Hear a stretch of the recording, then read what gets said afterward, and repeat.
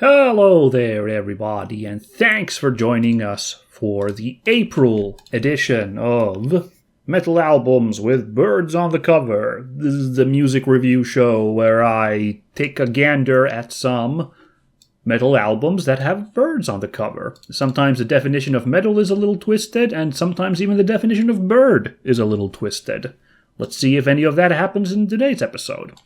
Now, we got a pretty stuffed preamble here, so I won't waste time because we have some bird news as well as some concert reports here to provide. So, not too much goofing about, but first order of business, I do need to report a change of plans from stuff I was saying earlier. We were looking in the February episode at upcoming concerts, and I mentioned that this year my intent was to go to Tuska Festival to see Megadeth on Friday. That has changed that plan slightly, actually. I will not be, unfortunately, seeing Megadeth on their final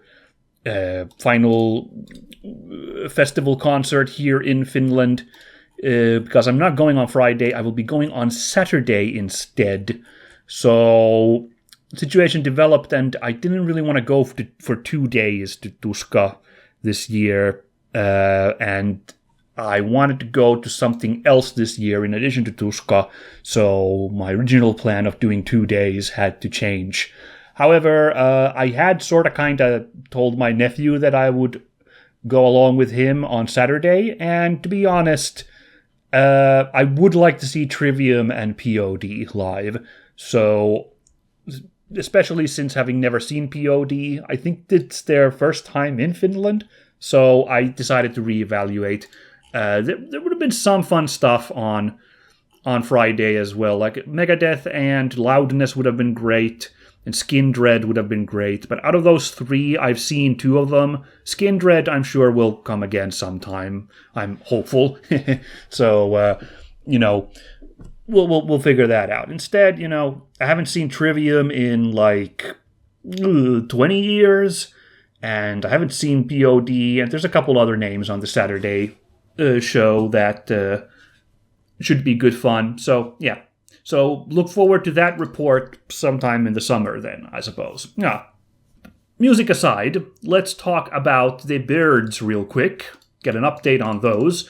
As a reminder, in case anyone is tuning in for the first time, I live in the Northern Hemisphere, in particular in the Nordics, so a rather northern part of the Northern Hemisphere. So I live in an area where we are currently experiencing the transfer to spring.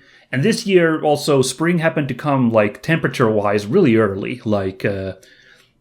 At the end of February, it's like a switch flipped, and we got some pretty springy, calm weather for all of March, and it's looking to be about the same for April. So this is about the time that migratory birds show up, so this is a great bird watching time.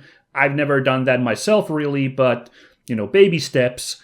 I went to see some folks out in the country on Easter at the start of April, and that happened to also be a great time to be in the country and look for some birds.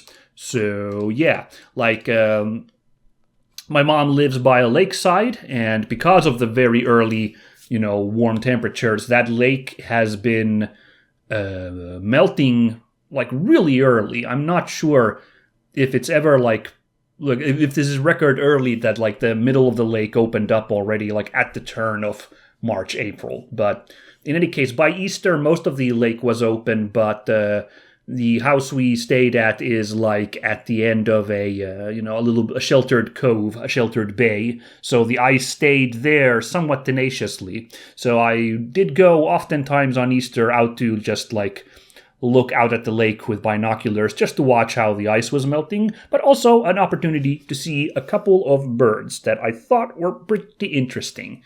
So, on the drive to and back from the countryside, I already saw some swans and some cranes, which the latter, I think, are migratory in the southern parts of Finland. They don't stick around, so it was great to see a whole bunch of those out on the fields.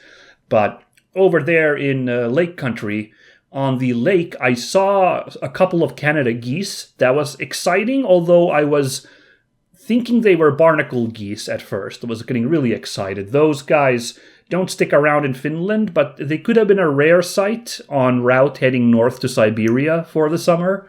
But that was not. They were Canada geese, which are less rare in the south of Finland. Like, they can actually stick around in Finland. So it's like, oh, okay. But still, it was very nice to see a pair of them out on the lakeside.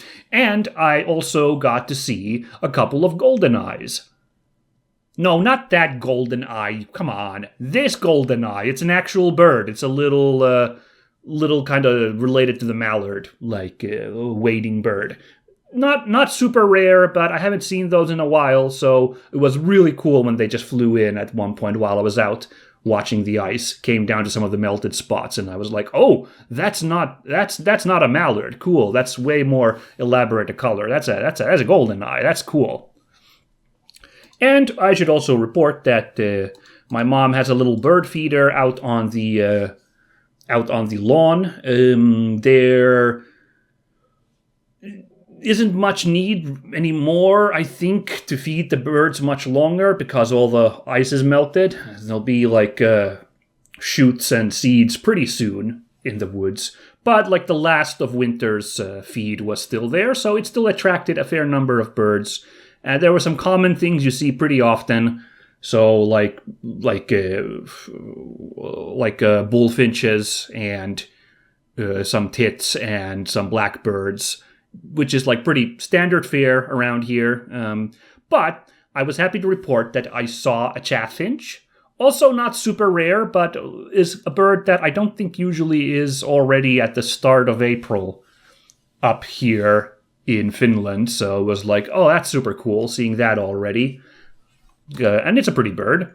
And also a siskin, which also not super rare, but is a really strikingly colored bird. So it was delightful to see a couple of those fly in and show up near the windowsill. So, nothing super crazy on bird sightings, but I was pretty delighted by the variety I got over Easter weekend. So yeah. So that's the bird part done. Now back to metal music. I did promise a concert report, because I did go to one a little bit after Easter this year. I went to go see Machine Supremacy. How do you classify their music? Let's really quickly, I'll just, out of amusement, I will really quickly see what Wikipedia gives as their genre. I want to say it's like electronic power metal, but... well, genres, power metal, alternative metal, chiptune. Sure, why not? Let's go with that. So in case people don't know, Machine Supremacy is a, almost 30-year-old band that pioneered using, electronic music sounds in, rock and metal music by basically having the Commodore 64's famous SID chip being used as kind of the keyboard segment of their music. I definitely remember they were kind of in the early internet, they were a bit of a meme band as this is computer geeks listen to this kind of metal kind of thing. But, they're a semi-popular band, and I saw them over 10 years ago, I think, 2013 or 2014. Probably 2014, because Phantom Shadow had released, I think. So it's been over 10 years since I saw them. They've had a couple of albums come out since then, and I was like, oh, I'd love to go see Machine Supremacy again. I really do love their sound. My favorite album from them is Rise of a Digital Nation. I feel like that was a bit of a breakout album for the band, because I feel like they became more of a household name after that, not just like a corners of the internet band. I don't know, because it seems like also the older albums are where most of their popular songs seem to originate from. But yeah, so they were playing at Tavastia here in April, so I went off to see them. The warm-up band deserves a couple words because they were fascinating. They were a 2-woman act called Rabbit Cult that I had never heard of before. This was okay, let's see what this is. And it definitely was a good band to warm up Machine Supremacy with the kind of electronic sounding power metal. Rabbit Cult was a real multi-instrumentalist mashup bizarre show. There were people with rabbit ears already in the crowd, so apparently the ladies already had some fans in existence, which was delightful. And the ladies themselves did sport some rabbit ear headbands as they came on. So yeah, this is a 2-member band, but they, at least for this show, didn't have a live band. So a lot of the music was played on playback. A necessary handicap, I suppose. I don't know. I was going to say evil, but I think that's too strong of a word. It's not that bad, but, you know. But basically, one of them was the drummer, and the other was the vocalist / I think she was playing a kantele, some sort of like string instrument on a board that dangled. And that's already a fascinating combo, but they were serenaded by a backing track, as mentioned, which included all sorts of fascinating instruments from the standard metal fare of like guitar and bass, but also like a lot of electronic drums, synthy noises, giving you some like real dark synth energy, and just altogether wackiness. Like it was a real genre mashup of like kind of dark synth and rave music with the like really pounding like electronic bass drum with like kind of metalcore-ish like playing there. It was a fascinating and rather loopy mix-up, so delightful to watch live for sure. Now, I do think the show had some shortcomings due to the format of only these 2 ladies who basically only played 2 instruments for the most part. Now, the vocalist did also play some kind of, not a keyboard, but some kind of like, you know, table setup instrument. The one time I heard it really clearly, it kind of had like a toy box or music boxy kind of tinkly sound, so it was maybe like some kind of humongous glockenspiel or something. So she played that for a few songs, and for one song, the drummer did stand up and play a guitar as well as a little tiny keyboard, while the drumming was now switched to the backing track. So clearly they're very like very musically talented ladies who like can play all sorts of things, and I should say the vocals, you know, very like nice like clean saccharine vocals, but also able to belt out some pretty good like you know, like a screamo, harsh vocals there. So good variety altogether. But yeah, I do feel like the actual instruments, apart from the drum, got buried a little bit in this live show by the backing track. Like the kantele in particular, I really struggled to make out in this live show. And also the vocals suffered at times, in particular the like clean vocals, because instead of a stand mic, she had this, you know, one of those like earpiece single mics that come to the side of your mouth, which I've seen like once or twice at a concert before. And I'm sure it's a necessary thing so that she can like kind of dance around and gyrate on, you know, move around a lot on the stage. But like it was catching her vocals kind of badly at times. Again, also like getting buried by the backing track music. So I would really love if like this band takes off and they can like get live musicians and maybe like able to balance the sounds out better. But like what I saw already here was really delightful. Like it's a very crazy concept. Like, you know, the band cites also like kind of folksy Kalevala influences. I guess the kantele comes in there. And like, I know at least the singer was wearing kind of what looks like a kind of like traditional folksy kind of looking dress, sort of kinda, while the drummer had like sort of Ensiferum-ish war paints on her face. So, but I could also, these folksy elements, I really could not tell all that strongly. It was mainly the like metalcore and rave music that overpowered it. But I don't think that's all that huge of a problem. But if they want to have more of a folksy image, they might want to put some points into that some more. But like, yeah, still, like, it was really pumping. Like, they good energy from the crowd already that had gathered for this warm-up band. I think it was a good job and by them given their resources. And I think the catchy, bouncy rave drum music is a solid, weird mix-up. So yeah, I wish all the best for this band. I think they can really, really go to places with this crazy concept. But yeah, after that, it was time, well, after a half-hour break, of course, it was time for the main event. Machine Supremacy showed up. So they've just come out with a new album, the self-titled album, Machine Supremacy, and I have not really had a chance to listen to that outside of, like, the song Always Fight Evil, which was their first song that they opened up with, so that was delightful. Like, all right, there we go. So I haven't had a huge chance to listen to that album outside of that song a couple times, and like a few more songs I've heard like once or something. Like, I couldn't really name them. But I gotta say, like, Machine Supremacy just like really gels with me, and I love the mixing of rock metal, power metal with like wacky chiptune Commodore 64 music. So, like, it still really got me, even if, like, I didn't recognize a lot of the music coming out, you know?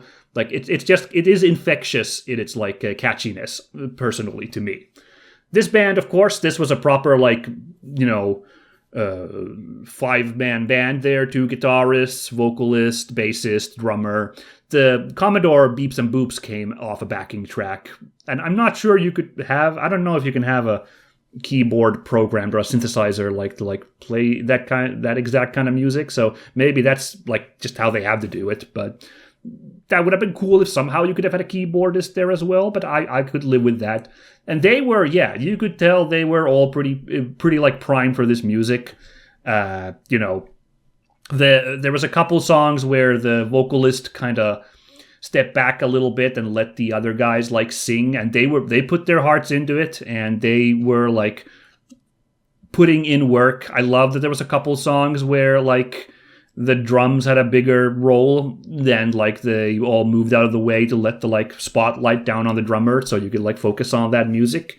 And yeah, like it was a really, really successful concert. I was very happy to get to see Machine Supremacy again. I'm pretty excited for this new album. I think I'll have to listen to it a couple more times, because for the most part, I thought the songs were catchy.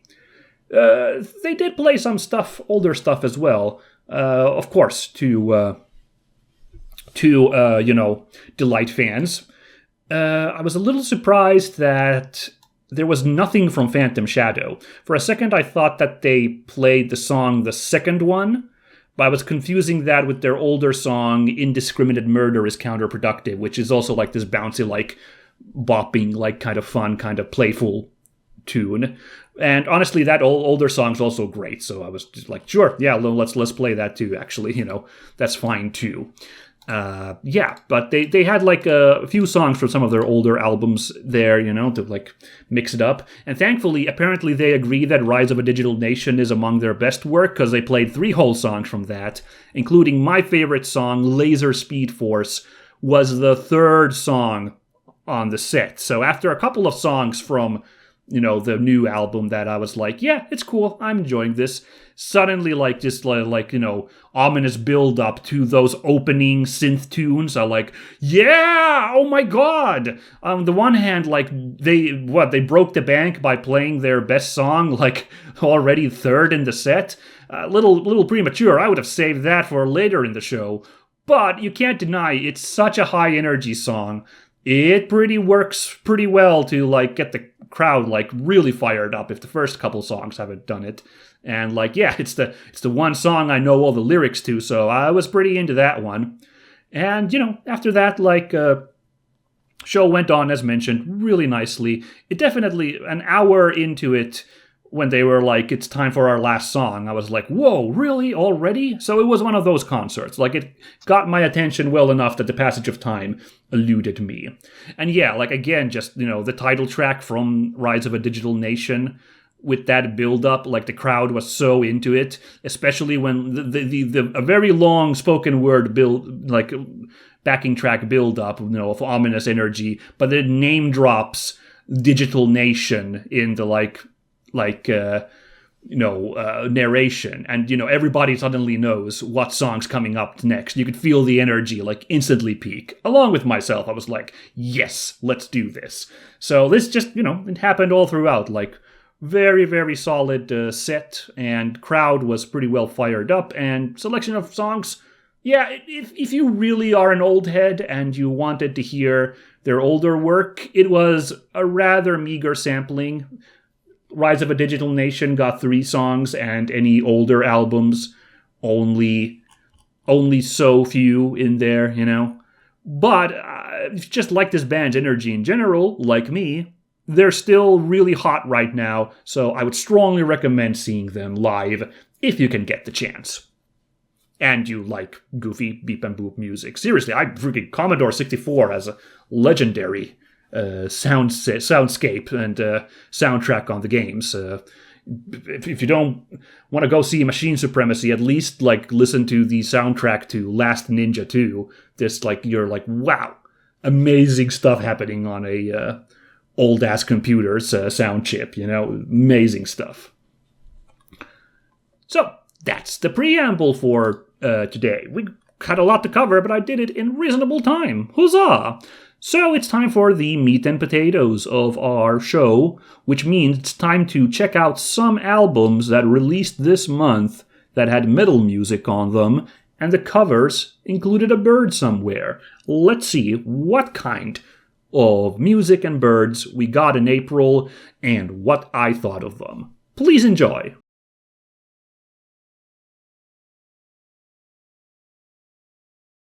So we'll handle the album re-release portion of this month's episode early here.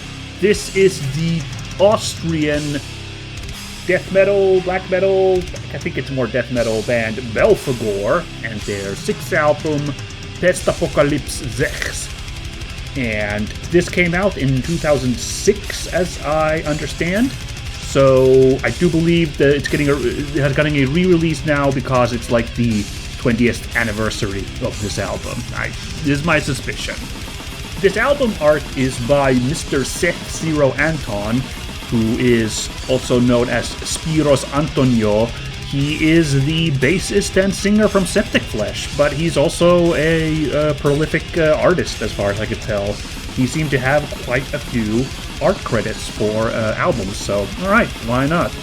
And this is an example of one of those real corner cases where there's just a character with an animal head or a bird head, and I'm like, should I allow this for the show? And I did so. I mean, if these characters happen to be framed in a way that you only saw their heads, I'd be like, well, that's fine. Look at those guys, because it's just a row of little crows here. Because this image in particular, you can see these are really accurately modeled crow heads. They're not stylized indeterminate bird heads. So that's why I feel like it's appropriate. Who are these figures in the middle though? These 4 crow-headed people in robes? I can't even tell if those are supposed to be religious robes. They're just kind of robes, holding cups. What is going on in this image? I really don't have any idea. The fact that there's 4 of them makes me immediately think of the 4 horsemen. That's where my mind goes if there's 4 characters in kind of blasphemous religious imagery. But there's no real visual clues to distinguish them and make them come off as any of the 4 horsemen. So I think I'm barking up the wrong tree, or cawing, I suppose, in this case. So I don't know. I don't know about this album cover. This is a very 2000s album cover, this collage of freaky images, and it certainly fits a very extreme band like this, so I guess it's fine. I guess what's kind of putting me off is that this kind of looks like it really reminds me of the infamous album cover for Iron Maiden's Dance of Death, which only came out 3 years before this in 2003, which is a famously really bad album cover. It's really hard to cut it any other way. I'd say this is better than Dance of Death because there's no awkwardly pasted CGI dancing babies here. But, I don't know. it's chaos, it's mayhem, it's the end of the world. It really is a Pestapokalypse. Not sure what that is, but sure. You know, these people look pretty horrifying. There's random pigs in the mix.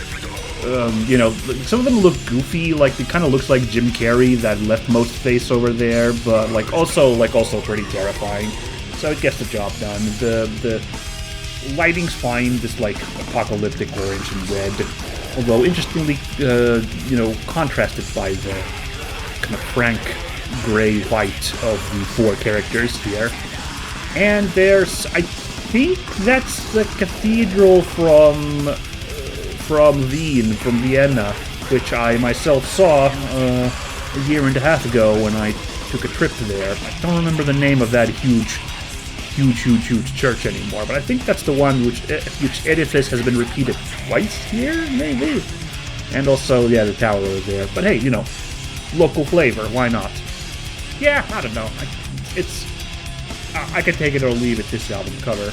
But I will say this music isn't really my my jam, so it's really hard for me to judge this album, honestly. Like, I don't know. It was not catchy to me, but this kind of music is really hard to get catchy for me in general. I mean, part of the joy of this show is, of course, getting quite a variety of genres, and maybe there's like a surprise of like, oh, this is an example of this genre, but it actually does something interesting that kind of clicks me. Well, like, not that the others is interesting. There's something that like appeals to me in some way, you know. But this is pretty straightforward, like death metal with like black metal influences there. Like they just kind of no preamble with a dramatic like intro or anything. It's gonna launch into some pretty hard-hitting like smashing music with Hell's Ambassador, and it really doesn't relent. There's variety here. Like some songs take it a little bit slower, and then there's just like pure blast beat mayhem in the album, just like cranking it out as angry as possible, fast as possible. And the vocals are, you know, maybe the main area where the black metal influence comes, because sometimes they dip into that kind of more shrieky black metal shrills noise. But like I think this more cleaves toward death metal is my personal gut instinct here. And it's pretty smashing, like it hammers you with suitably apocalyptic and dark energy. So like, yeah, I mean, it's cool that we don't get a lot of this kind of music here on this show, so cool chance to get this here, but also a little bit why it seems I gravitate towards bird music is that this kind of music doesn't really appeal to me, and it doesn't often go for bird imagery. Maybe this is an interesting drop for you guys to like get some like real just face smashing roadie. Yeah, you know, I think it's fair. It's got like a really like kind of religious overtone and like kind of dark apocalyptic energy. That is where the black metal comes from. It's not like you know, Death or Morbid Angel, like that old school kind of death metal. So yeah, I wouldn't say this necessarily is for even people like those, you know, fans of those. But if this kind of blasphemous death metal is a welcome surprise, then I think Belphegor, if you have not heard this album before, is worth a listen. I am not going to return to this one. We do have one other like re-release of an older album here that we're going to be talking about today, although this one isn't particularly old. But let's take a look again at Brothers of Metal, this time their second album, Emblas Saga, that came out in 2020. I don't know exactly why now, 6 years later, but it got a re-release, so, you know, we'll talk about it. Brothers of Metal, we already reviewed in 2024 when their third album, Winter, came out. That was my favorite album for that month, actually, as you might recall. So, you know, happy to take another look at this Viking-tinged power metal, heavy muscle metal band from Sweden. So, Emblas Saga. There's two birds here, and it's the same thing as it was with the previous album cover with Winter that we looked. It's two birds that are pretty black colored, so they're probably ravens. Given the constant Viking worship, it's safe to assume that it is Hugin and Munin, the twin ravens of Odin, who act as his eyes in the world. Right there on the right, a little bit above this giant serpent. What's mysterious, though, is that there is a very clear third bird here as well. It's right there at the top of the image. I don't know, it's hard to say. It looks a little bit long-necked, so it might not actually be a raven if, there's actually that much meaning to it. But what bird it could then be, I don't freaking know. In Finnish mythology, we've talked about the swan of the underworld, so a part of me wants to imagine it's that, but I'm not familiar with Norse mythology having a counterpart, like a similar creature to the swan of the underworld, so I don't think it's a very realistic guess. It could just be a random bird that's been spooked by, oh my god, all this Viking bullshit happening around me and is flying away. Why the hell not? The birds don't add very much to this image, apart from, Hugin and Munin, of course, being there to add a lot of Viking elements into a very Viking image. And, it's a fine image. I enjoy, look, there's basically one of the classic kaiju of old mythology, Jormungandr, the world serpent, hanging out here dead center, drawn really nicely. I love this roar that Jormungandr is doing here. And they weren't in the cover that we looked previously, Fimbulvinter, which instead featured, oh shoot. What are the two wolves called? Hati and Skadi? Something like that. They were kind of the big favorites in that image. But, another just classic giant monster from Norse mythology. Love a little bit of Jormungandr rep. The colors are balanced pretty nicely in this image, sea green there, and the Jormungandr's the same color. I'm not sure if I like the big yawning mouth with the, really bright red there. I don't know, it's eye-catching for sure, but, does it clash with the image a little bit? I'm not sure. But on the other hand, well, it still looks awesome screaming like that, so... maybe, I don't know, maybe the giant tongue is what's real. Maybe if it didn't have that tongue rolling out, I'd like it more. But overall, really nice image. There's also a little cameo by Odin himself in the top left there. It's pretty reasonable it's probably that, because that horse appears to have... It's hard to tell, but that horse looks like it has too many limbs, So it's probably Odin riding Sleipnir there. This artwork, by the way, is by Péter Sallai, the Hungarian artist who we've talked about in the past. I don't remember which album cover he was in previously, but he did Fimbulvinter, but I wasn't calling out artists yet at the time. He's done something else for sure, but I can't remember off the top of my head. But he is very, very prolific. He has a ton of,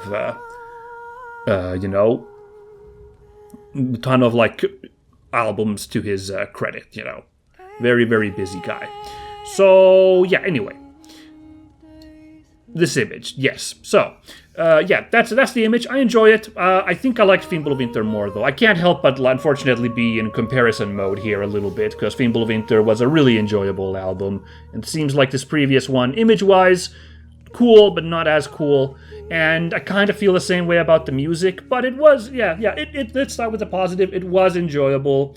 After a little of Conan the Barbarian-ish kind of narration and epic music for a 2-minute intro, we launch into the very fun titled Power Snake, immediately giving some rep for Jormungandr on the album cover. And it's a really nice kind of beefy power metal track, that's there to, just get really cool riffs in there.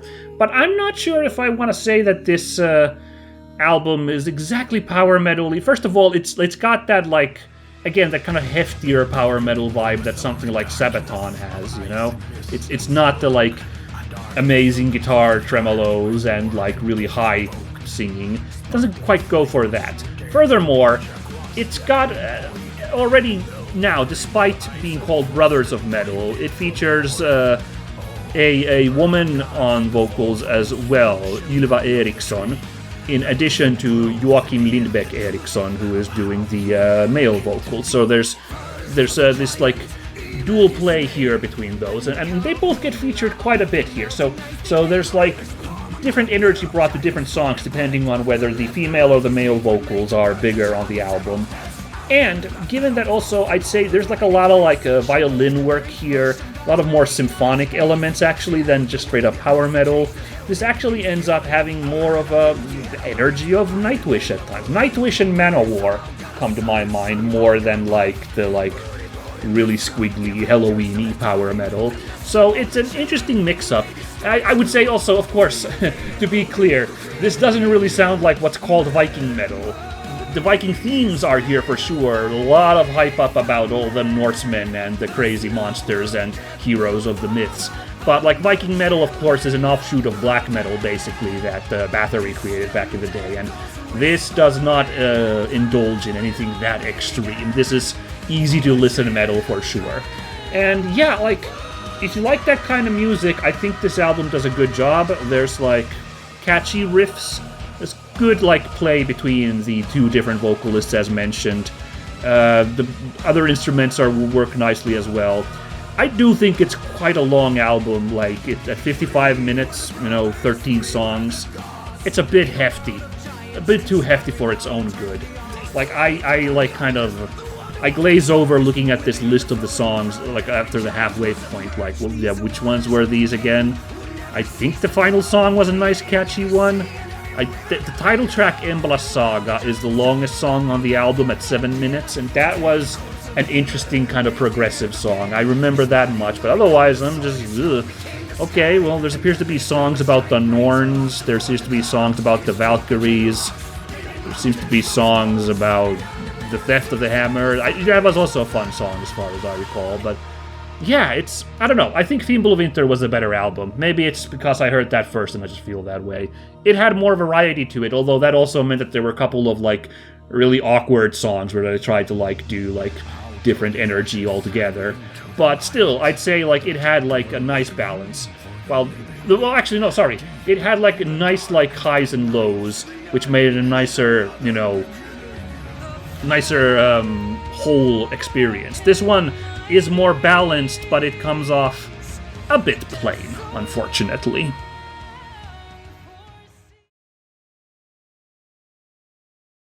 Next up, it's a big one. It is Corrosion of Conformity and their 11th album, Good God, Bad Man. Corrosion of Conformity, I definitely know the name, but I haven't really listened to them actually, but definitely I know these guys are a pretty big name in, like, the stoner sludge scene, like they're kind of a defining band there, so happy to get a chance to listen to them. This is interesting, this one, because this is actually a double album. Well, basically two sides, Good God and Bad Man. So that's a first for this show, but still, counts as an album in my book, so I listened to the whole thing. Yeah, basically, this lovely album art by Scott Guion. The image you're seeing here is basically the one used for the digital release of it, which is like this whole summation of both albums of the double album. And I think it's not as great as the actual, like, used for the physical release, which is, of course, basically a double-sided image. It's those two sides of the mural here are on one side. The right image is for Good God, and the left image is for Bad Man. So, but you can imagine, like, how it works here, looking at this image, And this is another case where it's not a real bird, it's a figure with a bird head, two of those even. And yeah, they're pretty central to this image, obviously. On the right, for Good God, we have this pastoral blue-dressed, like, eagle person. I want to say bald eagle, but obviously the whole thing has got this, like, pearly white color to it, so it could just be a regular eagle that has been colored lovely white. And on its counterpart on the Bad Man side, we have this vulture thing, similarly, representing the other side there. And I think it's a pretty cool idea. Like, obviously the images, the bird creatures are really neat. I like both of them. I like the dichotomy between them. They definitely nail the energy of, like, light side, dark side here with these two figures. Although, of course, if you want to get really technical, it is a little bit mean towards vultures, which serve a rather important part of a desert ecosystem in recycling the dead left out in the world. So, but hey, whatever. We know, of course, you gotta live with that vultures tend to be sided with the dark side. So, I'm not gonna make too much hay about that. But yeah, the concept is really neat. I like the trippiness of both sides of the album. Of course, it's got this kind of Eastern Buddhism kind of energy to the image. Once again, I'm not super versed in this field, so I don't know how authentic this portrayal is, but the vibes are there for sure. And the color balance is having the pastel blue, pastel red works nicely. The little details, this vulture guy has a scorpion on its chest, is yikes, alright, that's kind of cool. Meanwhile, the good god bird guy has a triangle with an all-seeing eye on it, but it's weirdly flesh-colored, so yeah. Also appears to be bleeding out of the chest there, as if it's taken a wound, mayhaps from the knife of the bad man vulture guy. Yeah, I don't know. It's an image which raises lots of nice questions, and it's pretty haunting. Yeah, I don't know. I guess I kind of like the upside down exclamation point on Corrosion of Conformity's logo there. I guess the bordering here on the digital release is fine by having the top band name up there and the album names down there, but I think the real selling point is the actual imagery here. So yeah.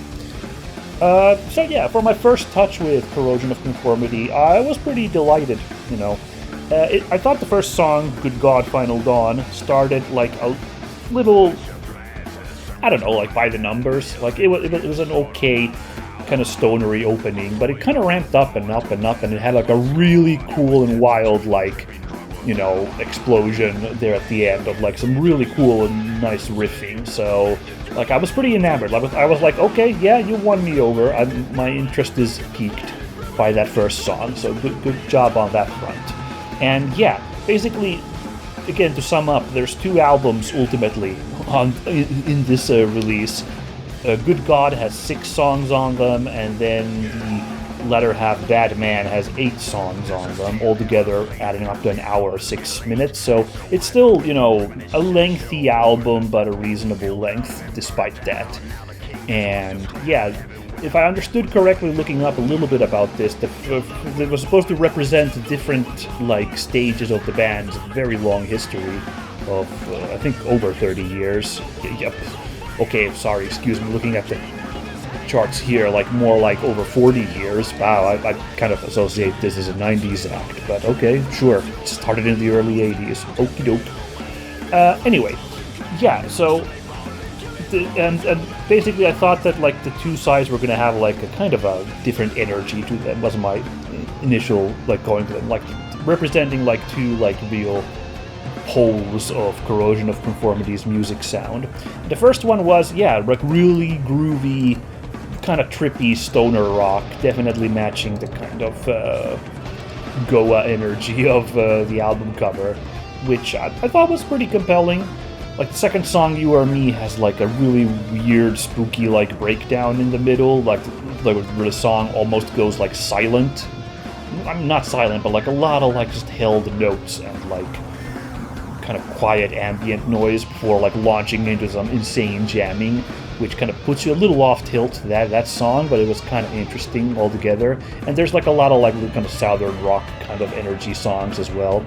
Wrapping up to the longest song on both of these albums, the 9-minute long Run for Your Life, which is a big old prog explosion of some cool riffing, ending on Birdsong, which is appropriate for this show. And yeah, I thought it was fine. Then we get to the disc 2, Bad Man, and yeah, I don't know, I guess I'm expecting well, that was probably their kind of high-flying, drug-fueled, feel-good music. Bad Man, by contrast, I'm assuming is going to be their darker, heavier, just smashing music, which is why I was so shocked when Bad Man, the title track of this second album, started, when it's a really groovy funk metal song, Like it has like a lot of energy of like early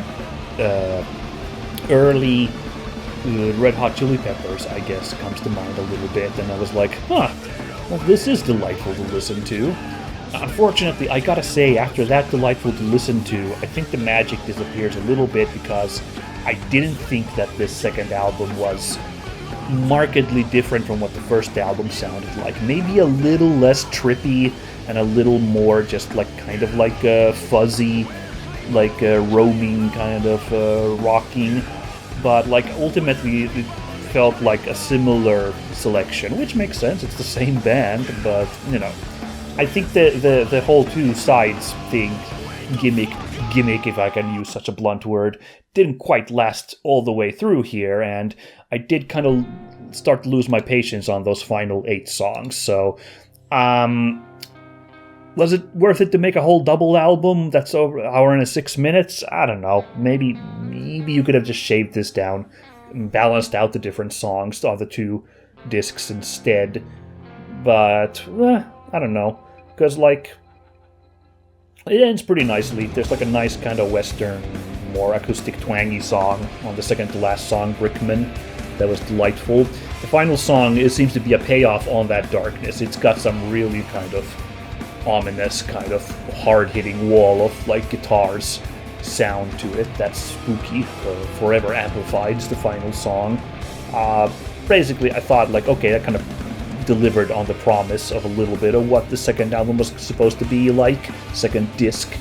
But, yeah, ultimately, like, in recent memory, Weedpecker was my favorite of, like, the stoner rock music, and this one kind of tries to reach that, but doesn't quite make it all the way to the finish line. I think it's... I just think it's too long.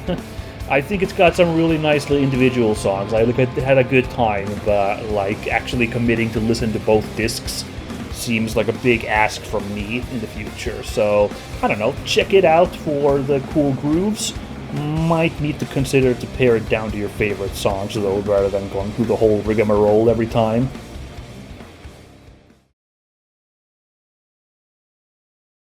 Next up, it's a very interesting case for this show in terms of the music, and I suppose in terms of the bird as well.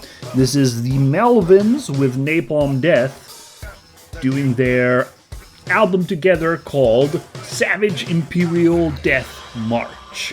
So yes, not one but 2 bands being represented here, fascinatingly enough.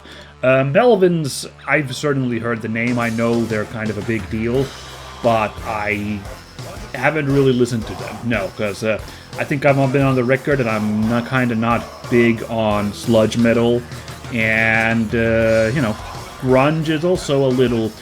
I'm a little warmer on grunge than some of the people I know in my friend group who absolutely despise that sound, but I can't say I'm really a fan either, all that hugely. So yeah, it doesn't exactly click with me, the Melvins.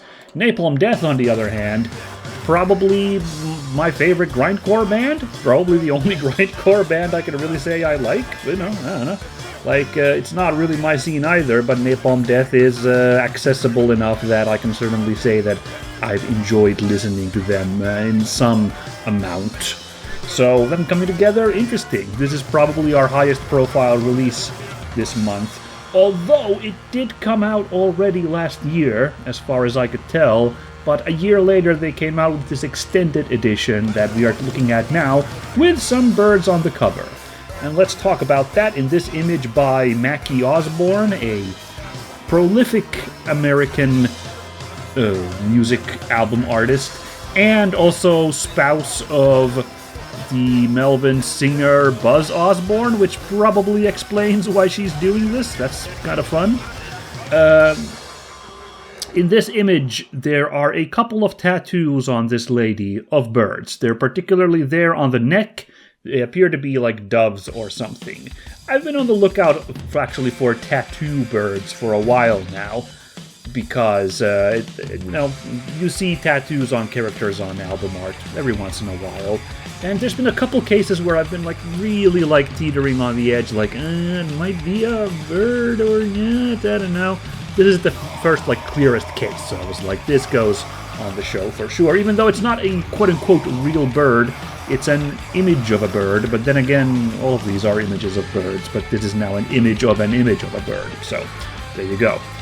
I don't know, I guess the bird's fine. It's part of the panoply of art on this lady's body, and this lady, I'm sure I've seen the face of this lady somewhere, and based on that wacky flesh crown thing, she is some kind of royalty, but I can't for the life of me remember who this is. I tried to look up a couple of names of, like, European royalty that I remembered off the top of my head, and it didn't seem to be any of the ones that I double-checked, so I'm not sure who this is.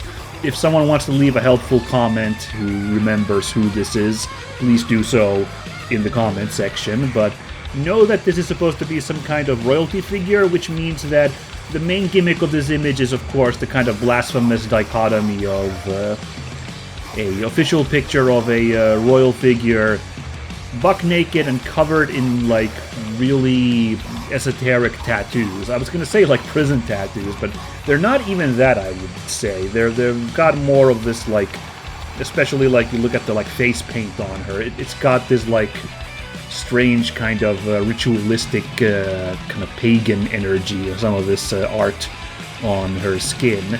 So it's an interesting, like, juxtaposition. It's a cool concept.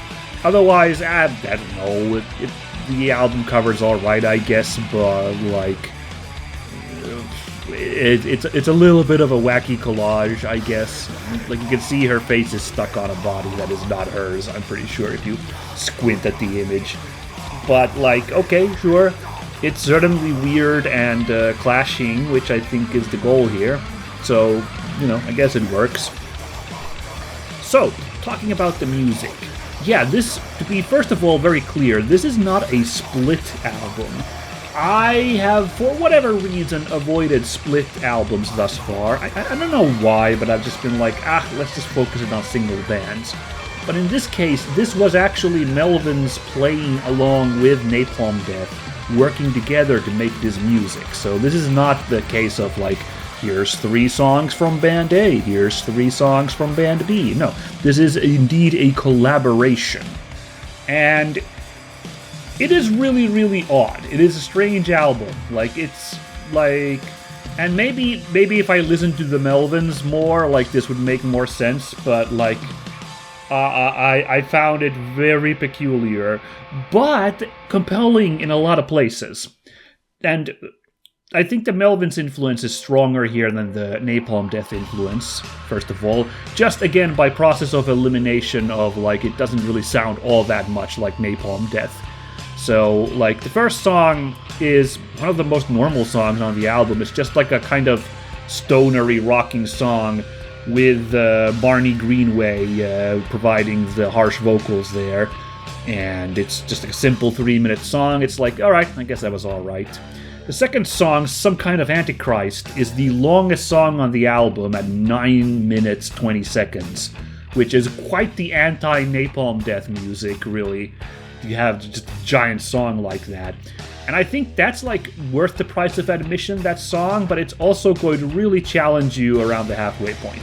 It's got, like, a really cool kind of psychedelic guitar riff opening, and it has Buzz and Barney both trading with clean vocals and harsh vocals, and it's got the rest of the lads providing the music, some, like, really great riffing and some cool interplay. It's really rocking. Again, it's not particularly Napalm Deathy. It's basically like what if Napalm Death played, like, psych rock or, like, stoner metal or something. And it's really, really captivating until the halfway point where you really are challenged. And that's what I felt like, because it devolves into strange kind of art house ambient noise, like a lot of, like, electric feedback and, like, really distorted feedbacky guitars and strange kind of computer sounds that just goes on and on and on. And, like, I was expecting it to, like, and now let's build back to that sick riff from the beginning, and, you know, like, after this weird, like, breakdown interlude. But no, actually, that's just it for the rest of the song. And I found it interesting, for sure. Like, I didn't hate it, but like, it was like, huh, this is super weird. After that, we get the shortest song on the album. Awful Handwriting is only 2 minutes long, and I was expecting that, aha, this is where Napalm Death jumps in, and like, let's do it like Napalm Death style, lads. This is the grindcore song. No, the same weird computer feedback comes back, but now with like a really funky like beat to it, and some super distorted vocals from Buzz and Barney. It ends up coming off like the band doing a glitch hop song, which is, again, like, alrighty, interesting, and I enjoyed it. And that's kind of the weird vibes of this album throughout. Like, you get some, like, really nice, cool, like, stonery riffs every once in a while, and then you get some, like, really kind of unsettling, kind of, like, puts you off strange, like, droning and ambient noise. I guess it's that sludge influence, which, again, I'm on the record not being a huge fan of. Here it kind of has something to it of interest, but yeah, this goes on for a good long while, this whole album, including an absolutely baffling, sample at the end of the album. Like, what the heck? Like, what a weird way to end this album. What a weird way to end this weird album. And it's a really hard album to recommend, because it really is a peculiar one. If you're up for some real weird art house rocking, I guess you should maybe give these two bands coming together for this wackiness a go. But, like, this is definitely not an approachable album. I wouldn't say that. And I'm not sure despite, like, having fun with it on my one go, I'm not sure I'm up to listening to this album again and again. Maybe, like, a couple of the songs, but I think this was it for me.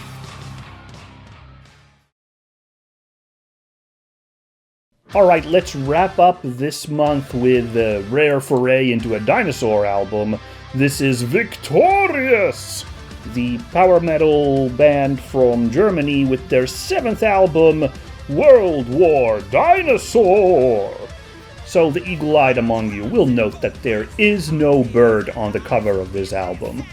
However, the long-time viewers of the show will recall that we have a grandfather clause for dinosaurs on this show, which basically says that because dinosaurs are the proto-form of birds, that's what birds originated from, if an album cover happens to have a dinosaur on it, that's good enough to show up on the show as well. Because, it doesn't actually happen that often, but you've gotta love dinosaurs, so here we are. Right, so, and boy, this cover suddenly is inundated with dinosaurs, so we don't have a problem with finding those here. This is, I couldn't find information on who made this album cover, sadly, so I can't credit them for this lovely picture, but we have some kind of raptors here. Deinonychus probably is the standard one, as a robot, and we have a T-Rex, or, some kind of theropod there. Also, again, nice and cyborgified up. And there's some kind of big old Brontosaurus-type creature. Brachiosaurus, probably because the music references that, but yeah, again, apparently having a nice cyborg vibe to it. Delightful. Although, I don't know how to feel about this album cover, even though, like, my gut instinct is saying, hell yes, because while trying to find the name of the artist for this image, which, again, I couldn't, unfortunately, pin down, but while trying to find information on that, I looked up some impressions, and I think there were some reasonable voices of, like, disappointment online for this album cover, because this is definitely leaning in a long-running vibe of silly power metal, right?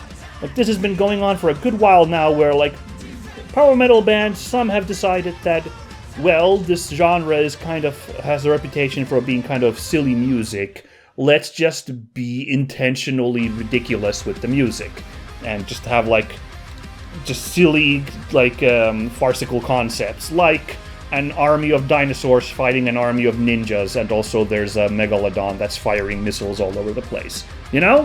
Like, so, it's a played trope in power metal music at this point. Like, a lot of bands just like lean on the goofiness, and I saw some actual takes of like it's disappointing that the bands make this kind of, instead of quote unquote taking it seriously, I suppose, how to put it. And like, my first reaction was a little bit of like agreeing with these people, because while this is super fun, this album cover, it's just like a loud, silly, like, alright, dinosaurs and ninjas fighting thing. And it immediately makes me think, like, gonna like question, like, is there gonna be any oomph to the music itself, or just like this goofiness, you know? Which, like, and are they gonna be able to deliver, like, how long will the joke be amusing? If we consider that, like, this joke might have been running for years now, with a lot of bands leaning in on this. And, you know, it's a really well done image, ultimately, so I feel a little bad taking this, but, like, it does a lot of the tropes. It's got the synthwavy color scheme going on here for that, like, 80s throwback worship. The magenta and purple are represented. And it's got, like, you know, let's have lasers, let's have dinosaurs, let's just have ninjas, let's all this silliness going on here.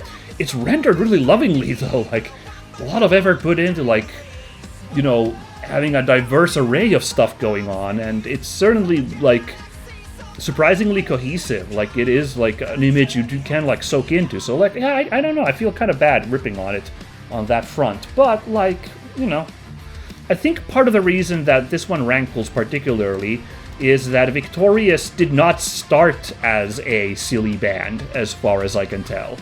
Like, they've been playing for over 20 years now, and their first 4 albums seemed like, you know, straightforward power metal, based on the album covers. You know, I haven't listened to this band ever before this, so I can't, like, really say all that much, but, like, their first 4 album covers seem pretty, like, straightforward, like, theme-wise, the images. And 2 of them, by the way, have some excellent bird representation, so it's a bit of shame that those aren't new. Maybe they'll get a re-release at some point and we can return to them, but yeah. But after 4 albums between 2010 to 2017, after that in 2018 they apparently just kind of went bonkers. They released an EP called Dinosaur Warfare, Legend of the Powersaurus, which was leaning very heavily into this. Like, it seems like a very much a Power Rangers tribute, because 3 of the 5 creatures are the Mighty Morphing Power Rangers critters there. And after that, it's just been this, basically, for 8 years now. Like, maybe that worked, or whatever, like, they started doing this. I also don't want to be like you shouldn't make the music you want to make. If this is the genre of music that they wanted to do, like, if the band was like, yeah, this, like, more straightforward power metal isn't working, like, you know, maybe why don't we indulge in our Power Rangers love? Then, you know, like, I don't want to poo-poo that either. Yeah, I don't know, it surprisingly mixed feelings when this album came my way, you know? But let's, you know, talk about the music then here, I suppose. It's shockingly good. I really enjoyed it. Now, it is what you imagine it to be. Like, it is, like, with a, like, real big, like, anthem opening of, like, kind of a chorus all singing together about a battle hymn, just launches into blisteringly fast power metal. That's the goal here, is just playing crazy fast and, like, really, like, catchy, like, big harmonies in the vocals, and then, like, crazy, like, guitar work and just lightning speed. Most of the album is like that. There are times where they slow it down. Oh, and the tone is usually, like, real high-flying, feel-good, like, we're crusading on this dino war. But at times they do, like, bring the speed down immediately on the second song, the title track, World War Dinosaur. It slows down to a little bit more like maybe Sabaton sounding, like, appropriate for the war theme, of, like, a little bit more slower and macho power metal. And, like, at times the big brass sections and the, like, kind of chanting even evokes, like, Turisas's, like, folksy, like, Viking-y kind of battle metal. So, like, there is variety, but among 12 songs, most of the time the name of the game is, like, big speed. But it's shockingly catchy and distinctive despite that. Like, me as, you know, a fan for this kind of music, I really did vibe with, like, the various, like, moves they pulled. Like, there were definite, like, the songs definitely had, like, their own hooks. Now, again, you look at the names of these songs, and they're also, like, really leaning on just the, like, silliness here for sure. Like, and a lot of the songs will have the name of the song, the first thing you chant at the start of the chorus. Like, I'd say fully half of the songs on this album do that. And out of those, I'd say half, the title of the song is the first thing shouted at the start of the song. So it's going for, like easy kind of hooks and easy, like, you know, catchy grips. But, like, even if you dig into that, I am impressed with the variety of, like, catchy riffs and, like, little surprises. And like, they are compelling. Like, Raptor Squad Attack has, like, this, like, spoken word, like, kind of, like, narration about halfway through with, like, a team of raptors about to preparing to attack. And then when he goes go, go, go, it launches into, like, a really nice squiggly guitar solo, and that just works really well, you know? And I'd say where everything came together by far the best is the 7th song, Evil Mean Megalodon, which is, first of all, is one of the slower tracks, and also one of the slightly, you know, darker sounding ones, so immediate, like, variety on what you've been listening to. It also has a fantastic job of, like, having, like, actual harsh vocals to, like, give weight to the Megalodon. And it has, like, a really creative use of a sonar ping to give that, like, underwater submarine energy. Always a sucker for that. Very delightful. And even after that, it's still, like, really, really nice. It is fascinating, the 10th song, where we get the Laser Ninja Thunderstorm, and I'm like, okay, but it still, like, got me going. After that, the last two songs seem like a throwback to those earlier, like, non-Power Rangers Victorius songs. I mean, again, I haven't listened to those old works, but these last two songs are called Golden Glory and Lost Legacy, and the lyrical content is not like Dino Ninja War silliness anymore. And it's an interesting way to contrast, like, okay, well, this is what it could have sounded like if they didn't, like, indulge in their, like, action figure fantasy. And they're fine songs, but, like, when I think about what were the catchy moments, it's in that earlier 10 songs. In fact, I almost think, like, maybe if those were a bone that was thrown to old fans, those two songs, I still would have maybe just, like, left those out. This would have worked better as just a 10-song track, the album, you know? Like, leave those couple out. Like, it would have been a nice, hefty, like, pretty perfect length with that. Now it's a little too long for its own good, which is crazy to say about an album that's 44 minutes long, but there you go. So, yeah, like, in conclusion, like, if they hadn't indulged in this, would I have paid attention to this band? Like, again, I'd never heard of this band with their early work, so, like, it seemed to work, and, like, the silliness is belying really good power metal craftsmanship, so if you can stomach the silliness and, like, this isn't a joke that's been overplayed to you, this is a really fantastic power metal release. I'm certainly impressed, and I would love to listen to more of this band based on this.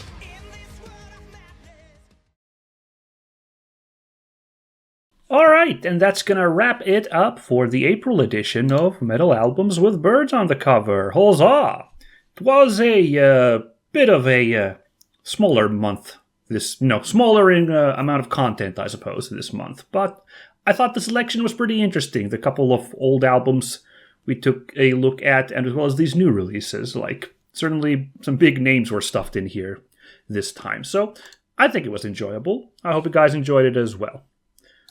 I think the choices of my favorite album cover and my favorite album musically are both pretty straightforward this month. Corrosion of Conformity is Good God, Bad Man. It really, I think, kind of has to get the reward for the best album cover. And I realize I didn't quite do it justice by showing that, like, truncated version on this episode, which had the, like, titles and as well as the, like, images side to side. I do recommend you look up for yourselves the versions of the album where it's, like, just two different images. You can imagine them wrapping around, you know, how cool that probably looks on the, like, actual physical copy. But in general, like, you know, just looking at the images themselves, just all that intricacy of what they came up with there.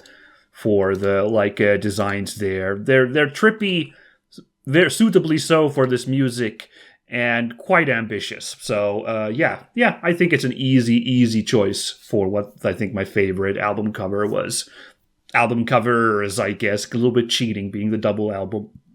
But we'll allow it. It's not like it's going to happen very often again, is it? I don't know. How many of these kinds of albums come out? Oh, well. Right. But favorite album musically, man, I feel like a bit of I have very mixed feelings because I had like a lot of like pontificating critique about the album and especially its themes. But, like, how am I going to walk away from this month and not say that World War Dinosaur was my favorite musically by Victorius? It's just, there's a craftsmanship there, like a real skill in playing some high-octane power metal that kind of transcends the silliness. That's, like, the only way I can put it. Like, it's just like real good craftsmanship on the guitar work, the singing, the drumming, like everything. It's just like really cool. The vibe is immaculate, and like I look. I like dinosaurs, so like just this goofy music about dinosaurs and ninjas is still kind of fun. Like they did do fun stuff with the concepts. There's catchiness there. It becomes a little manufactured again at times when the format is so oft repeated with how they like make that catchiness, but it's undeniable still, all that said. And I know, for anybody who's like not been inundated with like kind of like wink in your eyes silly power metal, if this is like your first time listening to this kind of music, then this one's probably like a real like amazing like kind of like slobber knocker of an album. So for some like that this is an easy recommendation. Maybe if like Agnes Mac 6 is starting to feel a little long in the tooth, for those kinds of people, that this might not be the right way to go, but I'm still a sucker for some good dinosaur war, so here we go. Victorius gets my favorite musically album award for this month. So there you go. But as always, you do not need to agree with my assessment. If you thought that some of the other albums were more interesting, please do consider listening to those albums.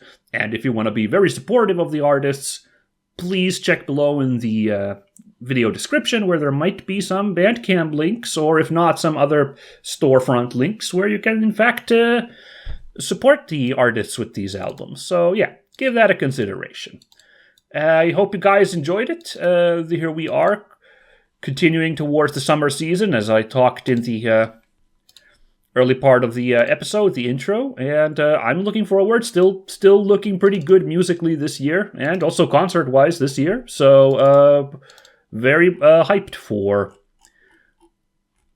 our continued adventure in avian metal music documentation, whatever you want to call it.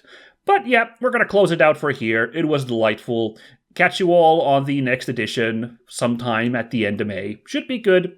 All right, stay safe, everyone. Bye-bye.